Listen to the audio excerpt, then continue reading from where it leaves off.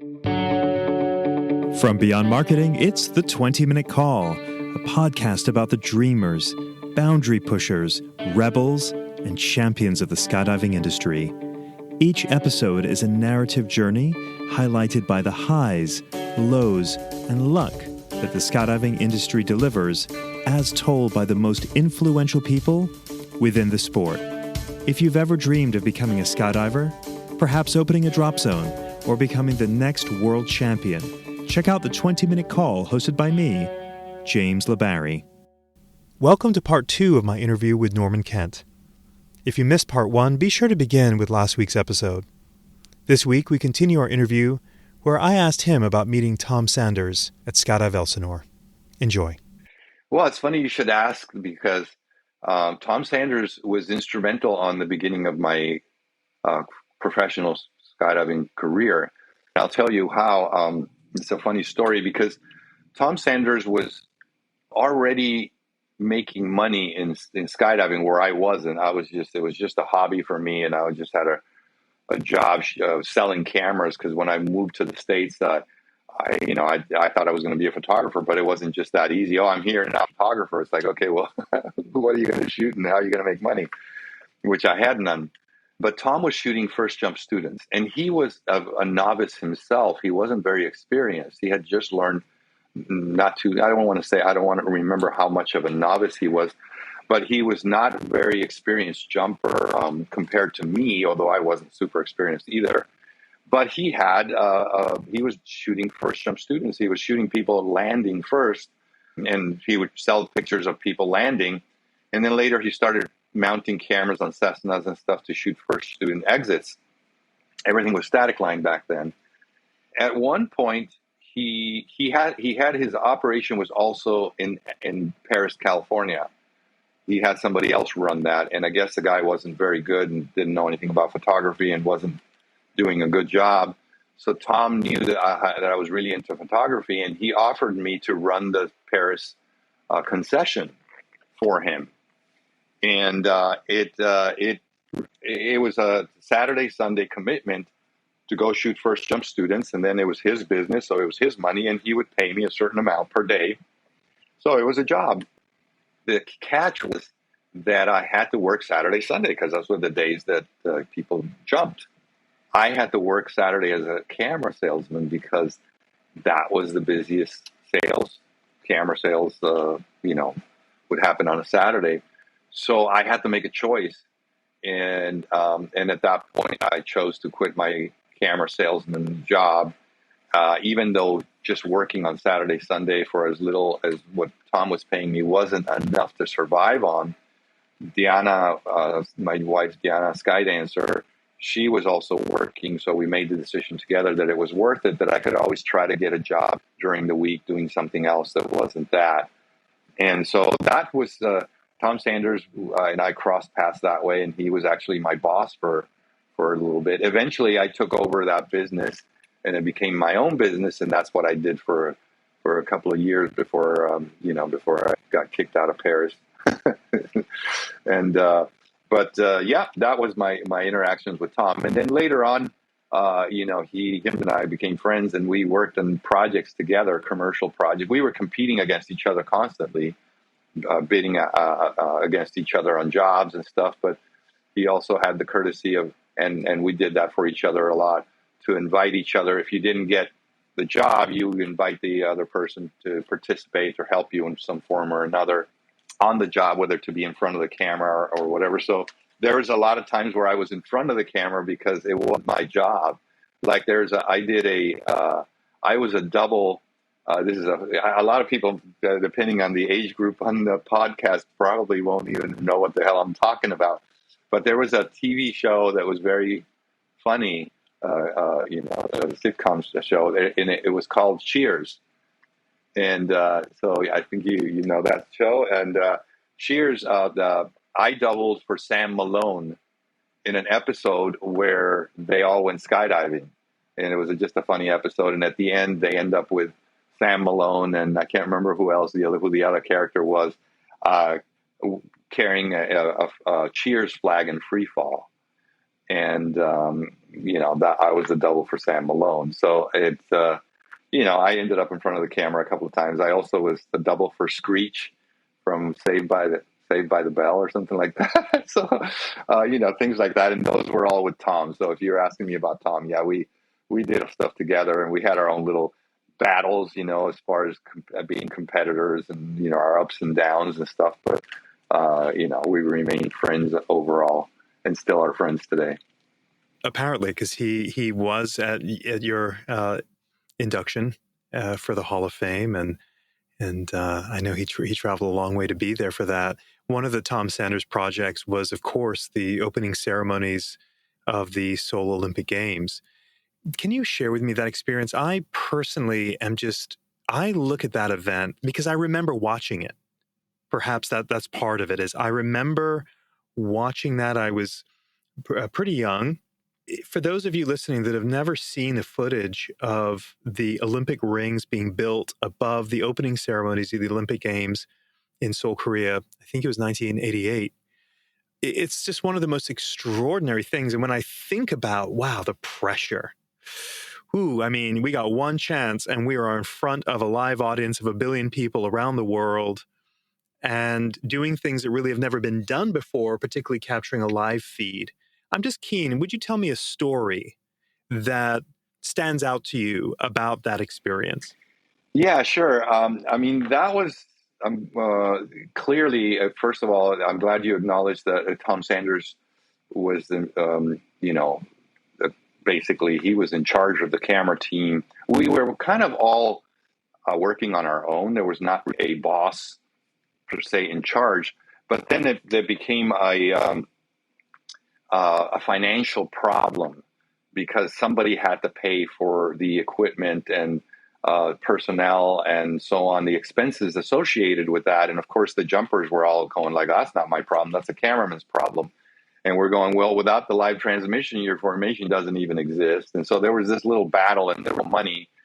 And Tom Sanders was the one that got a sponsor from Japan. I think it was the Canon cameras to pay for all of it. So it became all of a sudden from a volunteer thing to a job for Canon, and Tom was responsible for that. So became the boss of the team because of that, and so he deserves all the credit for that. And and it was a team effort. I just happened to be the one whose live transmission worked the best, but it was totally a team effort. We all had our own individual cameras and our own individual different picture that we got out of it, and so on. So there was a little bit of competitiveness there, and whose picture would be chosen for the magazines or whatever. But it was very much a team effort. Without the rest of the team, none of that would have happened. So that's important to recognize, and Tom Sanders deserves all the credit there. As far as my feel on it was that this goes back to something that I was saying earlier, in the sense of one of the most important things for me on that was the magnitude of it. Like you said, a lot of people ask me, what is your most favorite picture, for instance, or that you've ever shot? What was the most amazing experience or picture or whatever? And it's an impossible question to answer because each one has its uniqueness of what makes it magnificent. In some cases, it's the location. In some cases, it's the photograph itself. It's not the location or whether it was a red or whether it was something historic, but it's more the beauty of the picture, the beauty of everything, the content, artistic content of the image. So each one has a different place in their heart for me, and I cannot choose one over the other. In the case of the Olympics, the pictures and the live transmission were not so beautiful. In fact, when you look at it today, it was actually back in the days of 640 by 480 standard definition, and the transmission was a little garbled. It was quite the challenge to be transmitting at that distance and so on, wearing the antennas in our feet and for line of sight. So it wasn't the beauty of the picture, it was the significance of it. The significance of it that made it magnificent. The significance being that, first of all, and most important, skydiving is being portrayed in a positive manner, which we know in most cases It's only when there's an accident or something bad happening that we end up in the news. So in this case, it was it was a positive light and a positive message. And the most important for me is that this is my signal, or let's say our signal, because again, it was a team that was going down into a central location and then patched to the different uh, stations of each country that were local to then broadcast worldwide live. And if you remember correctly, one of the most important things that I'm passionate about is the sharing part of it. It's not only capturing the beauty, but capturing and sharing the beauty. In fact, we talked about how I'm struggling with the fact that I feel that I have a lot of things that I haven't shared. So this the opposite. This was like a wow, like being able to share with so many people at the same time and being a part of that effort made it so magnificent. So it was a very special moment in that sense. It was like a real huge accomplishment for the sport. I was honored to be a part of a team that was achieving that. I was, really happy that the jumpers performed so well. The formation actually built and everything went so smoothly, and it was safe, and nobody was injured, and all the other things that go with it. So everything was so positive, and that was an honor to be a part of that. And it has that feeling of magnificence because of all of those elements, beyond whether the picture is cool or not. The picture is a representation of all these other things that we're talking about. And so that's the other side little story I can tell you is that, and this has happened to me a couple of times. It's really interesting. I actually like the journey. We had all kinds of struggles originally. Obviously, the formation needed some training, and they were top caliber people. So it was just a matter of tweaking things while we were in the U.S. and then while we trained in Korea. But part of the issues were weather, like a little bit of wind, or, the shape of the stadium. It was provided very unstable turbulence inside the stadium if there was any wind, which is normal with stadiums, especially something closed up like that. So, we were training in conditions that were less than perfect. There was always a dangerous, and the spot was off or whatever, and dealing with helicopters that perhaps weren't used to the spotting of this. We weren't dealing with the normal GPS technology and all of that. So there was a lot of things that could have gone wrong, that were going wrong. It's not that they could have, they did go wrong. And then came the day of the Olympics, and it was just like a beautiful blue sky day with no wind and all of those things that we've been training with to overcome as far as the obstacles of less than perfect conditions were now gone. And so it's almost like your training under those conditions prepared you to even be that much more at ease because the conditions were perfect. You didn't have to be worried about those things. And I've had that happen in a few occasions where you're training in the most awful conditions, and then when the actual moment happens, you're in perfect conditions, and it's just such a relief, because then you really get to perform even better and enjoy and relax, rather than having the tension of, where am I going to land, or am I going to break myself in the process, especially when you in front of a live audience. So the performance was really important. So there's a lot of other little side stories, with more time we can dabble into, but that's the basic beautiful feel for that one. If you're a DZO or DZM listening to this podcast and you're not using Burble, I've got a question. Why not? If the reason is price, what's the cost of your time? Other booking and manifest softwares are a one-size-fits-all. Burble was built from the ground up by a DZO for DZOs to maximize efficiency. Now, isn't that nice? There's no software that compares. Choose Burble. Norman, I remember the first time I saw you, and that was in the early 2000s at a World Freefall convention at Rantoul. I remember you walking off the field, and I was new to skydiving, and someone pointed over and goes, That's Norman Kent. And what I remember very clearly is you were so identifiable because you were wearing red and yellow. And these colors have been consistent for you all the way through. And this is just almost an inane question, but out of my own curiosity, do these colors have significance to you, or is it just the colors you happen to like and you've gone with? Because for my first time I ever saw you till today, those jump colors of both rig, canopy, and jumpsuit have remained consistent. Yeah, it's actually a valid question, and I actually have an answer for it. So it there's a couple of quick answers to it. Or one is, as a photographer, I've always been into colors, especially in the sport of skydiving. I think it's a colorful thing. A lot of times, you want dull colors to express a certain mood in filmmaking. But in skydiving, when it's just an adventurous thing, and you're trying to portray the freedom of flight and all human flight and all that, I just think colors are fascinating. So if you look at some of my projects, like that made a big difference in the sport, like From Wings Came Flight, was all color coordinated.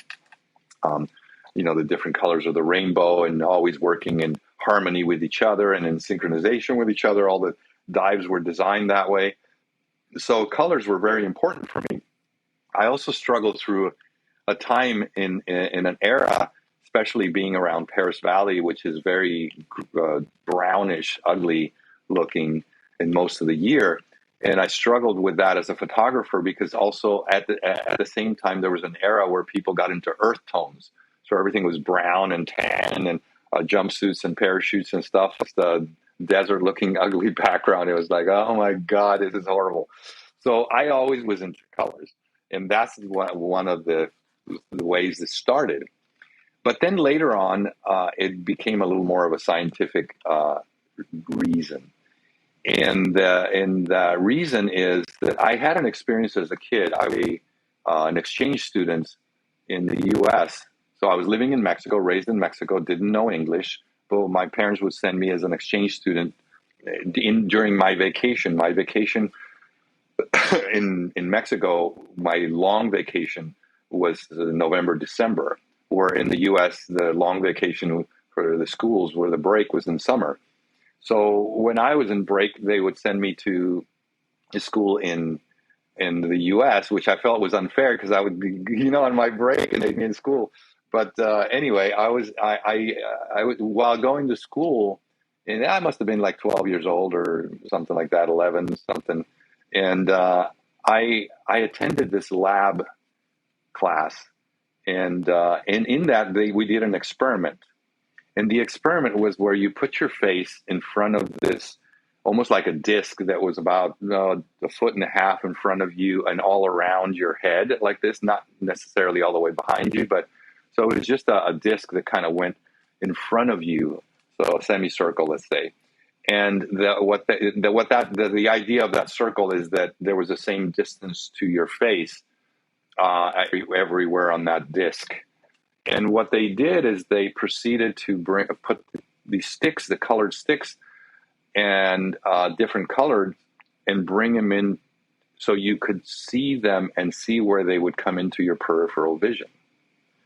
And yellow, the brighter colors, yellow was one of the first to come in, and they would also point out how they would come in sort of in the order of the rainbow colors. So there was a certain order, and if I remember correctly, that was something that stayed with me a lot. And later on, I realized that as my career was progressing, that I was getting in a lot of dangerous situations, because I was focused on my shooting, and I was also, even though I was using my eyes to move around without moving my head, so I would always, you lock your camera, and if you want to look at something, you don't turn your head, you just turn your eyes to look at, but you keep your heads in the position where you had it before, and you just glance at things with your eyes only. And the peripheral vision became super important. I had that, also in the development of the full face helmet, experiencing loss of peripheral vision and all this. So the peripheral vision was always important. So therefore, it was important for me to have colors that would come into the peripheral vision earlier, not only for my own benefit if other people had those colors, but also to be in other people's peripheral vision as present as possible. So they, when they get tunnel vision, they would see me, and hopefully there would be more of a safety, more environment, more of a safe environment there. So it was a self-preservation reason. The second reason for the yellow, which is the same, it's the same reason, but it's more of the science, is as a photographer and doing my own processing, I had to learn all the colors and primary colors and all of that. And the opposite color of blue, which is the sky, is yellow. So it's a contrasting color. So if people are looking up before they deploy, they're maybe not looking up all the way. Their peripheral vision is playing a role into when they see you. So if you are wearing yellow against blue, you're actually helping them see you. So it became a survival tool. And then there, all that combined to the fact that I like colors and stuff, I just said, you know what, I'm just going to hang on to this because it serves a purpose. And anytime I thought, hey, what if I go, black or this or whatever, I kind of felt like, man, would this be the time when you get killed because you didn't have yellow or something, It became like almost superstitious, that's like, okay, you wear this. And I, now I have a lot of gray, but I still have, majority, there's the wings are yellow and there's a lot of red also. And so, yeah, there's a reason for it. And yeah, so it became kind of my colors for that many years. Norman, you've been jumping for nearly 50 years and you're in great physical shape. Through 30,000 jumps, you've had about 21 cutaways, if I'm not mistaken, roughly in that number. And you don't appear to have any neck injuries that we're aware of. And considering how much weight you've been carrying on your head for over 30,000 jumps, tell me about your routine and your jump prep before a jump. What is your procedure? Because it's clearly consistent. You've had great results. Yes, this is a very difficult topic because it's really deep. So it requires a lot of. So I'm going to try to just kind of answer with a little bit of superficial answers, but there is a lot of science to it, and a lot of depth to it. The key thing, the direct answer to it is, over the years, because I was so involved and so interested in the invention of the helmet and the adapting of my own helmets, because that's what you have to be as a photographer. But also I created the full face helmet. Not that I invented a full face helmet. Full face helmet existed in motorcycles and car racing and all that before. But I was the first one to introduce it in skydiving photography. And there's a whole story about that that's pretty funny. There's an actual different video that I presented the year before about my relationship with the helmet that answers that question, that design. The point I'm trying to make is that the designing of the helmet became very crucial for controlling the weight. So the full face helmet and how it became the full face helmet, and then the design of it creating pressure against your face, and the design on how to cut it so it wouldn't lose peripheral vision, and all these things that most manufacturers don't know about. They just think of it as a Halloween costume, and then you just put it on, and that's it. It's not. They don't really think about the technical side of it, but I did, and that became crucial for being able to handle the heavy cameras. My heaviest camera that I weighed at 32 pounds was back in the days of film, and it was anamorphic lenses and adding still cameras to it and video assist. And by the time you were done with it, it was 32 pounds. And then later on, when I did Willing to Fly, I decided to shoot most in 35 millimeters. So even though it wasn't 32 pounds, it was more on the 26 pound range or 27 pound range. It still was a lot of weight. So I was very interested in how to control that weight and how to stay healthy. One of the things I learned, and that's one of the mistakes people make even with smaller cameras, is that when you just deploy, what happens is the injury possibility is very high. So I learned a technique, and it all started with a quick little story, which was that there's two quick stories that I tell in that video, which is one where I was in free fall doing a show, and the fall rate of the skydive was slower than my helmet wanted to go. So I actually noticed that my helmet wanted to go faster than I was having to do my body, make my body slow down to, because I needed to stay with the formation, and my helmet was struggling to stay up with me, or I was struggling to keep it up, because it was now I was having to use muscles that it wasn't just in free fall with me, it was actually wanting to go somewhere else. And that alerted me to like that putting the helmet on doesn't, it's a part of you now, that it's a completely different entity. And I started understanding that and having a relationship with it. Later on, and furthermore, I once was walking by my fully assembled helmet, and I looked at it in fear. I looked at it I was really scared. Looked at it and kind of glanced at it and went like, "Oh no, I actually wear that," and because I hadn't worn it in a few weeks, and it was kind of like I was not current with it, and I kind of felt really scared. It just looked like a machine that could hurt you, and it was really strange to be scared, something that I had developed and that I had created and that I was used to jumping. But I felt fear that moment, and I kind of ignored it and walked away. And then I realized, it's like, I can't do that. You can't just walk away from and pretend you didn't have this feeling, And so I did a very silly thing, which is I went back and started a conversation with it. And from there, it became, instead of an it, became like a person. And I thought of it as my baby, like as a girl that loves me, as my love, and I started having a conversation, and the conversation was like a little bit of a love conversation. I started talking to her and saying, "Hey, I'm sorry we haven't, danced for a while, and we haven't really been together, but I really love you," and just silly shit like that. I just started talking to her, and then I started kind of going like, "Hey, you're not angry, are you?" And then I started going, "Hey, you're not going to hurt me, are you?" Like, and just kind of like that. And what that interaction did is it helped me, between that and the experience I had on that other jump where I wanted to go faster. It really helped me look at it as a different entity that I had to respect and really pay attention to its needs, and how it was, bound by gravity, and had its own a way that it was affected by the laws of physics and gravity, and how I really needed to negotiate what I wanted rather than pretend that it was just part of me.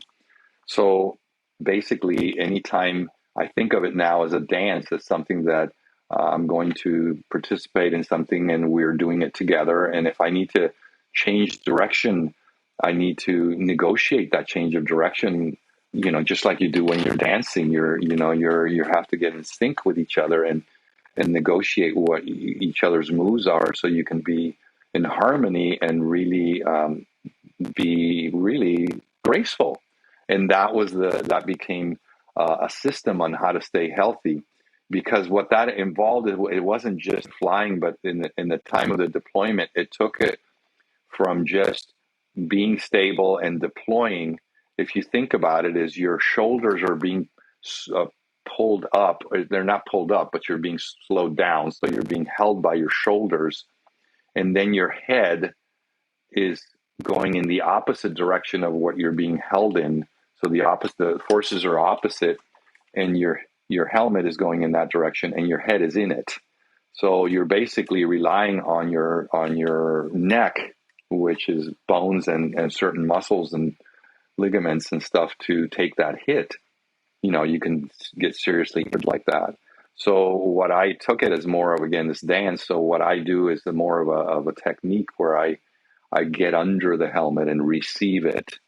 So when, by the time I'm getting line stretch, I'm already negotiating, and I've done all kinds of adapting of my equipment, and I wear my chest strap really loose to allow for the risers to open up and have the helmet be able to fit in, and have my risers really long so the sliders way higher than the cameras, and just all kinds of tweaks that I came up with over my career that kept me healthy. But it was all due to the understanding of this relationship between me and the helmet, rather than going, how did you survive the helmet?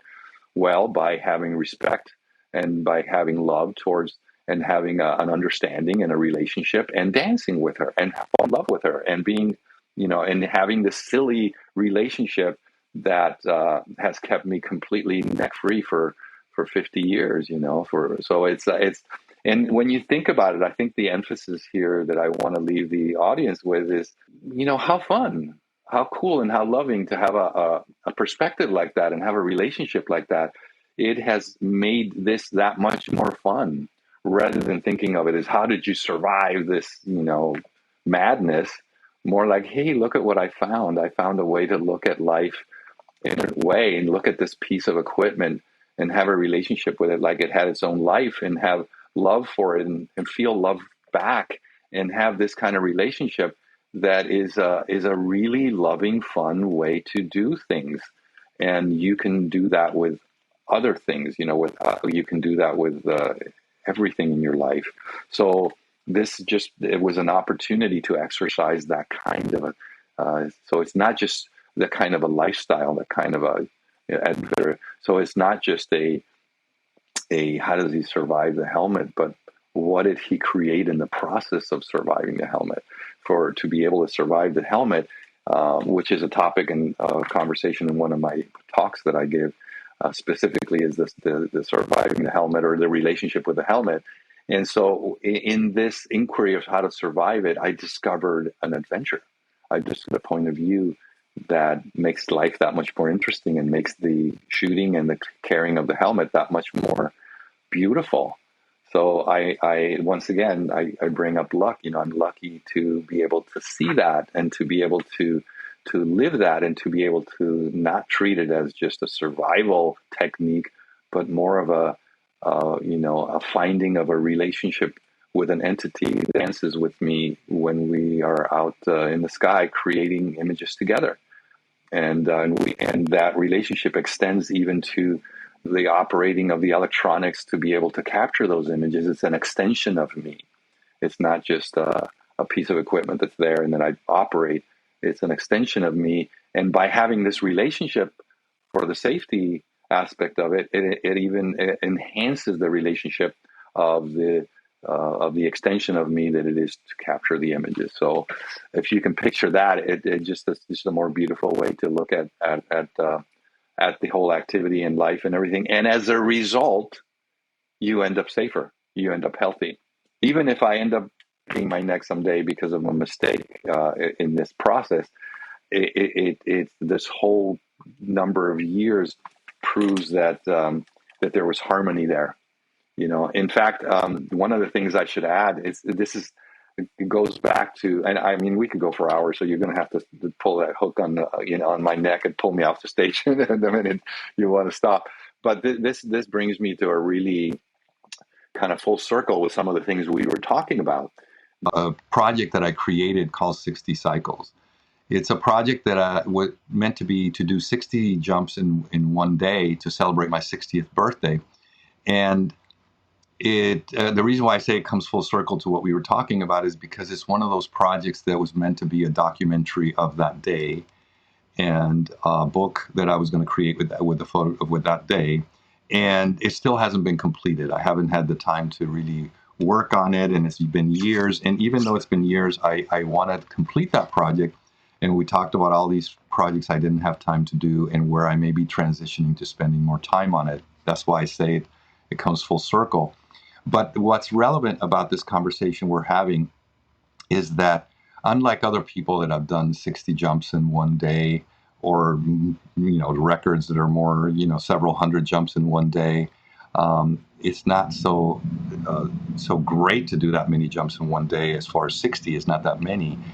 But my thing was, because I'm a photographer, and because what I really wanted to celebrate is my relationship with my helmet and how comfortable I feel with it, I wanted to create 60 jumps in which I'm carrying my helmet with cameras and capturing 60 different portraits of people.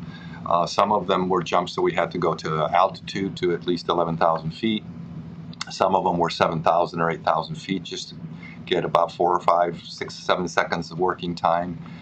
Some of them were tandems that were people that were important in my life, nephews, nieces, siblings, whatever. Some of them were door portraits where I just exited and shot people that were looking out the door, and those we could do at a lower altitude. But all of them had to be high enough to be able to capture some images before deploying. So it was really hard because of the amount of time it takes, to get to altitude or to get to these even half altitudes and so on, and also get the helmet ready between jumps. And I had a team of people helping me. It was a really beautiful project. But what's relevant about this conversation we were having is that part of it was to celebrate with my helmet, with my love, who I named Marcella. My helmet actually has a name. Her name is Marcella, and which the name came because Diana, Skydancer, my wife, she taught me so much about flying and about all these concepts that we're talking about, and I learned so much with her that was her middle name. So I decided to name my helmets, all of my helmets, Marcella. And the point is that I was able to do, although I ran out of time because this was in winter time, November, short days, and it was only meant to be during the day. I had like 10 hours of working time. We only got to, I believe, 47 or 49 jumps, but they were all to shoot portraits, to shoot people, to shoot different that's where I wanted to make a documentary of some of these shots, some of the shots that I designed for it. Some of them were just very basic because they didn't have the luxury of sunset or sunrise or beautiful light like that. So they were just broad daylight shoots that are not ideal lighting. But still, the importance of it was the gathering, the celebration of life, the celebration of my relationship with my helmet, and where I could do all of these jumps and remain injury free. And even after that, some of the jumps that we didn't complete, we got up the next morning after celebrating, got up the next morning and did 3 or 4 jumps before 9 a.m. to just add a few more for people that were in town that didn't get their turn, just a little more casual.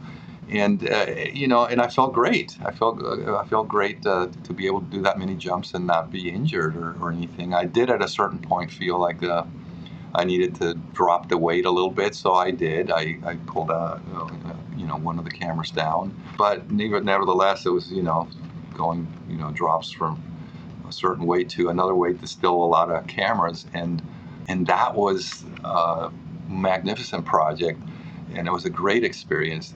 And it just proves how comfortable I am with my equipment and how comfortable of a relationship and beautiful relationship I have with this, Marcella, with this entity. So that I thought that I would bring that up because it is one of those projects that I want to share someday and share the visuals from it. So, if you're a fan of the 20-Minute Call, I'd like to personally invite you to become a member of a budding community on Patreon. By becoming a patron of the show, you can join me behind the scenes to discuss options for future guests, chat about things we've already heard, and gain access to some show swag. Details on how to become a patron can be found in the show notes. I'd love for you to join me. Okay, on with today's show. Norman, when you and I have had previous conversations, and certainly today, what is clear to me is I don't actually consider you the label photographer or cinematographer. I consider you to be an artist because I feel like what you are looking at is elevated in sort of this different. It's coming from a different perspective. It's not like I want to try and capture and frame the conscious aspect of capturing a photograph, but it's so artistic. It's elevated from the personification of Marcella, your helmet, and how you look at things. But the question I have is, do you feel the pressure of being Norman Kent? Does that ever even come into your consciousness of you arrive at, say, a major world record, and because of all of your achievements, there's this expectation that Norman's going to capture that perfect shot? Or are you able to be free of that? Can you give me some insight there? yeah, sure. There's always fear.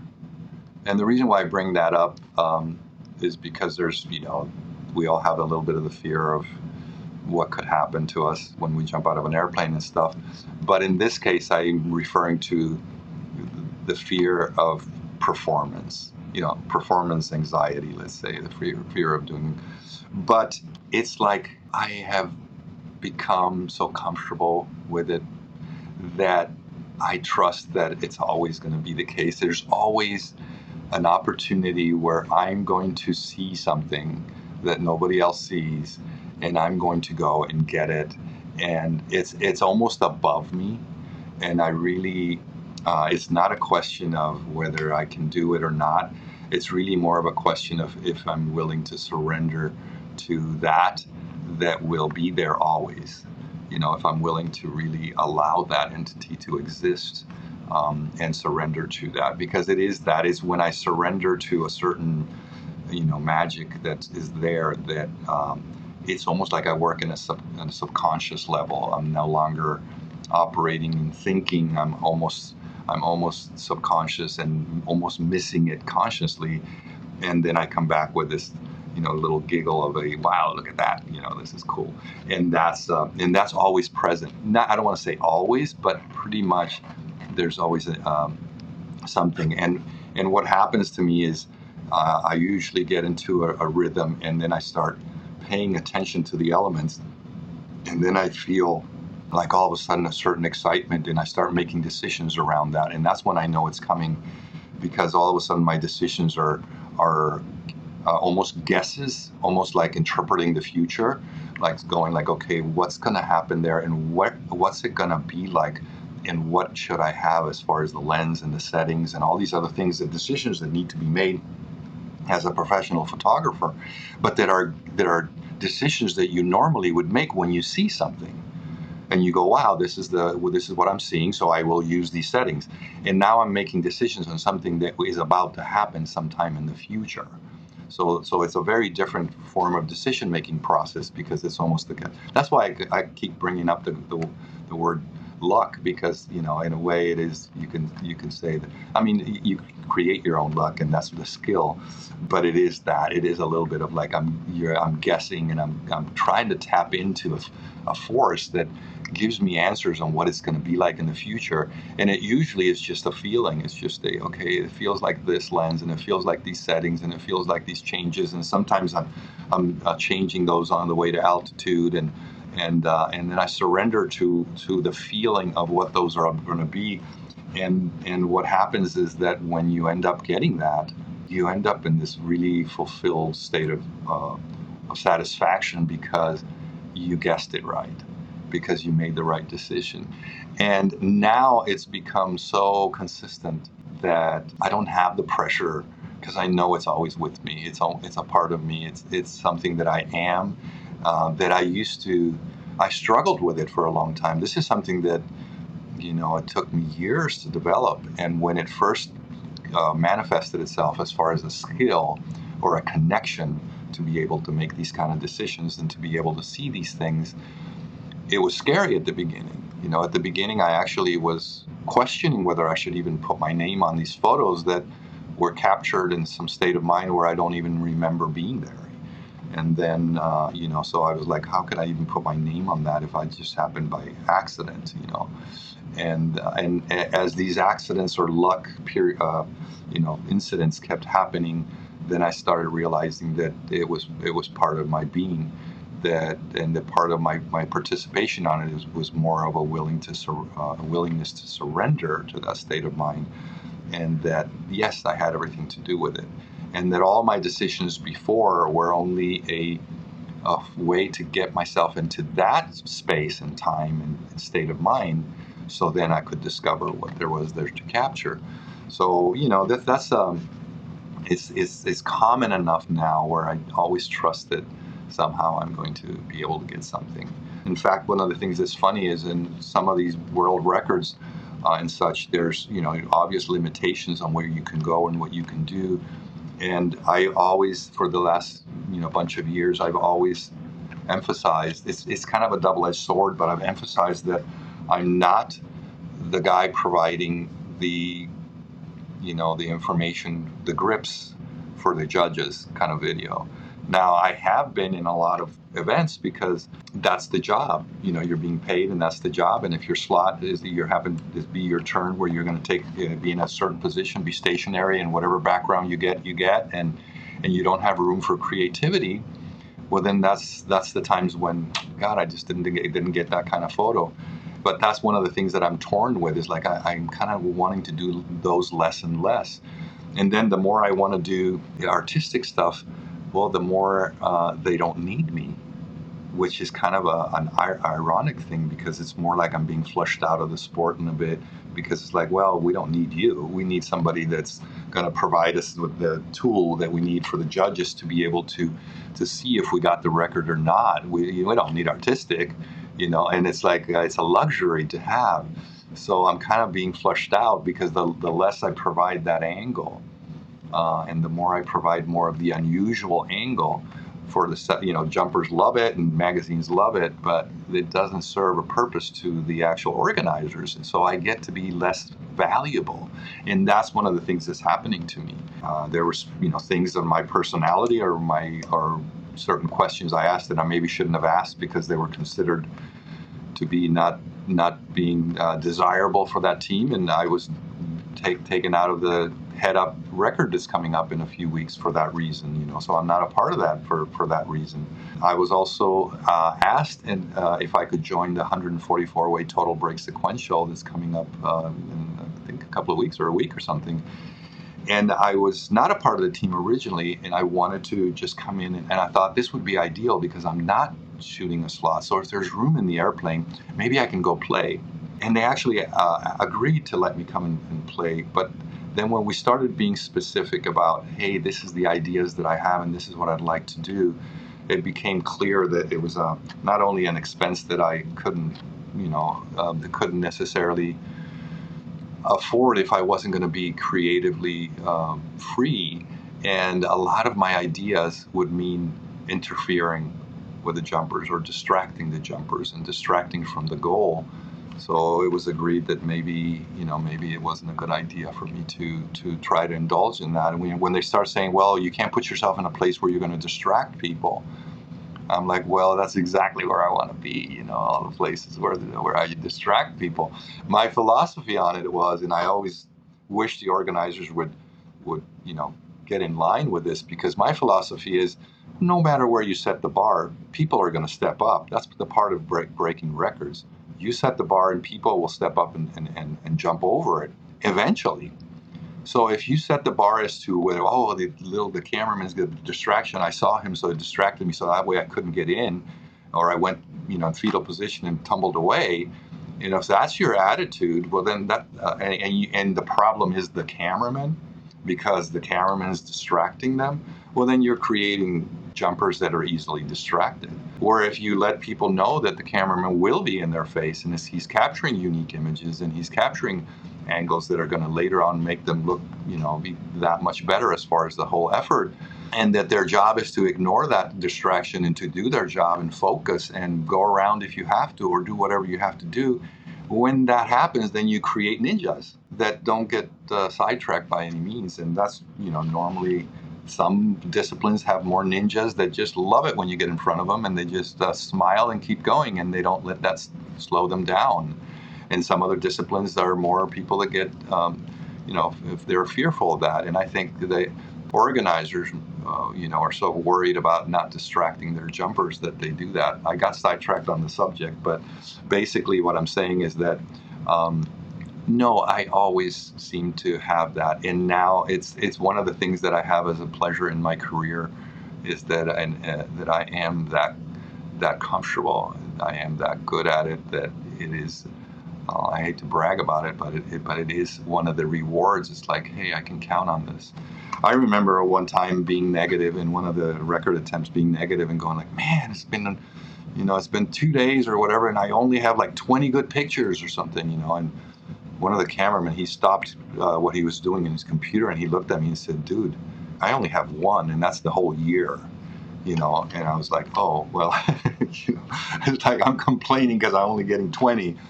in 2 or 3 days or something. They're not necessarily all covers, whatever. And then you realize you're really just become so hungry and ambitious, and you're counting on that you have no tolerance for missing. But the fact of the matter is that I'm more tuned in than most people are, and I'm always capturing great stuff.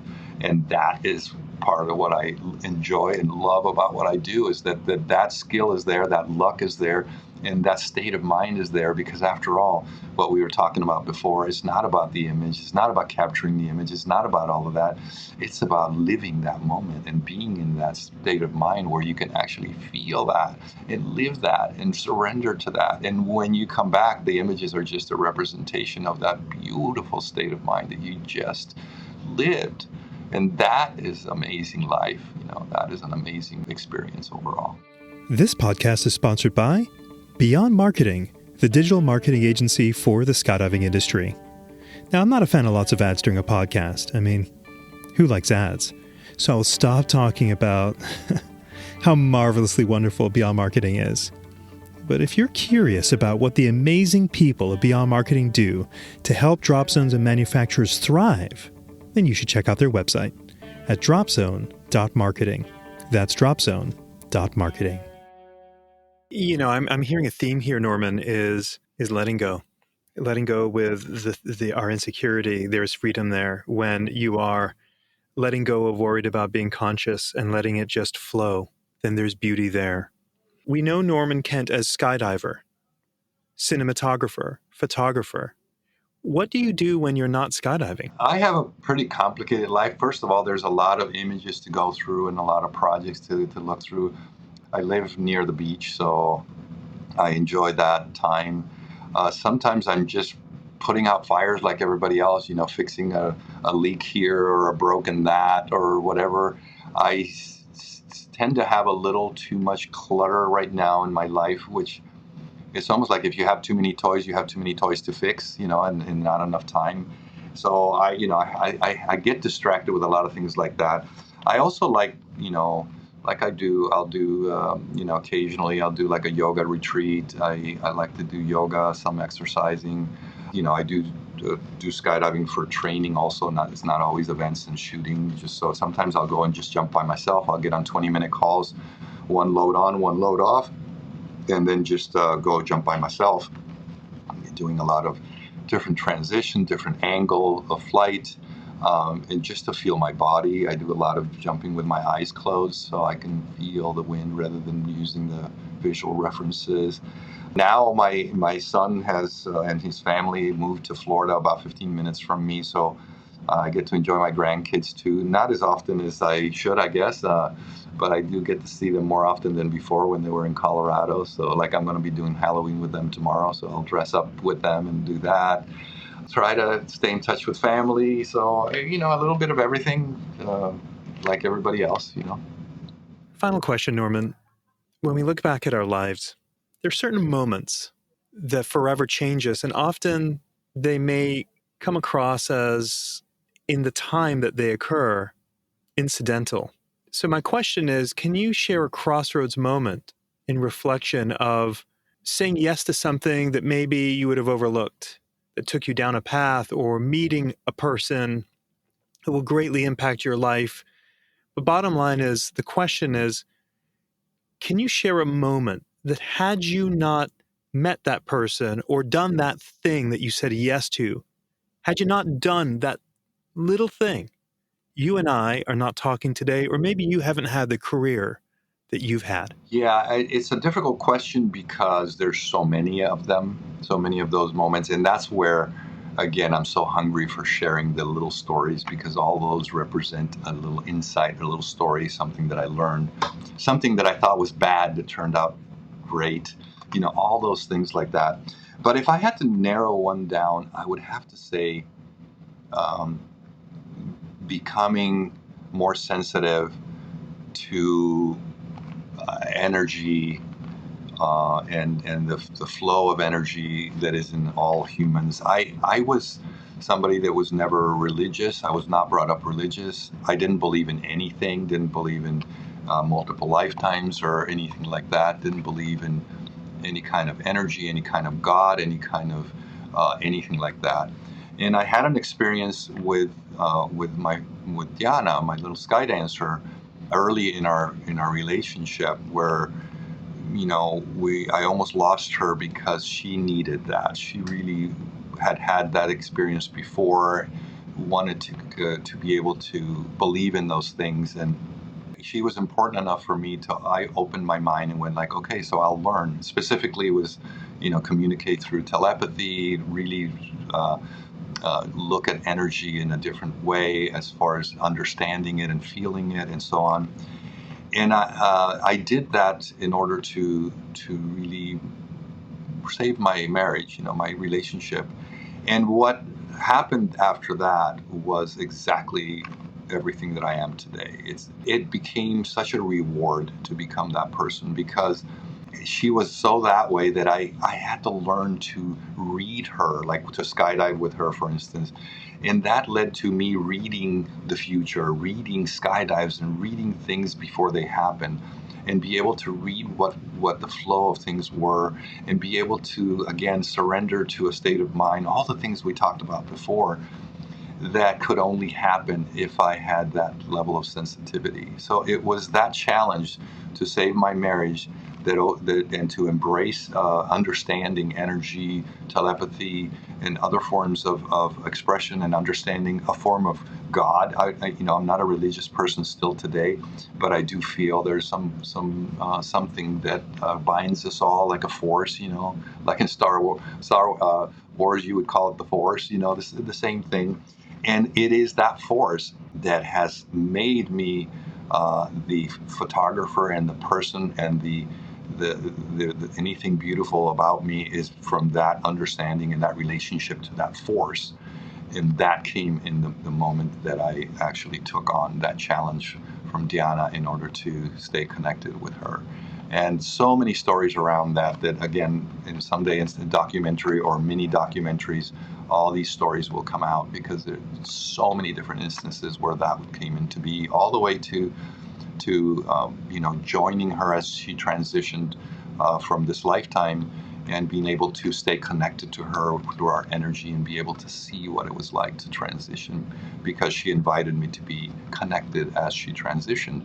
And because she went slowly, we were able to do that rather than somebody that goes through an accident or something like that. And because we were so connected in that form of energy, I was able to experience that. So there's just so many stories like that. So I would have to say that was probably one of the most important ones, and everything else spins off of that.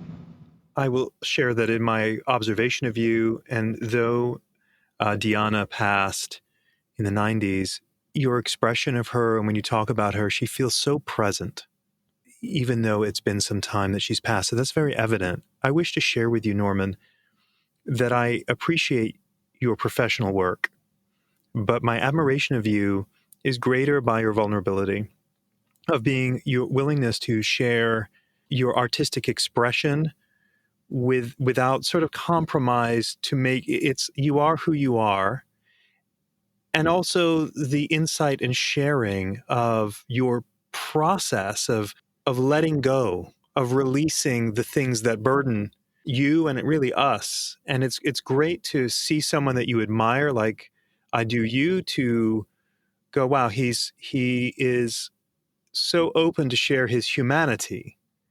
It has me leaving this conversation feeling with thought and thinking about how I can take from your courage and put it into my own life. And I hope that our listeners will get the same thing. The least thing I wanted to talk about is skydiving because of your insight, your artistic expression. And I come away from this conversation with great admiration. And I'm very grateful to you, Norman. Thank you for that. Well, thank you for the opportunity, and thank you for everyone listening to take the opportunity to listen to this. And I'm always open. I'm a human being just like everybody else, and I'm always open to the conversations. It's been a true pleasure. I love exploring this. Oh, it's been a pleasure. Thank you, Norman. Thank you. Hey, everyone.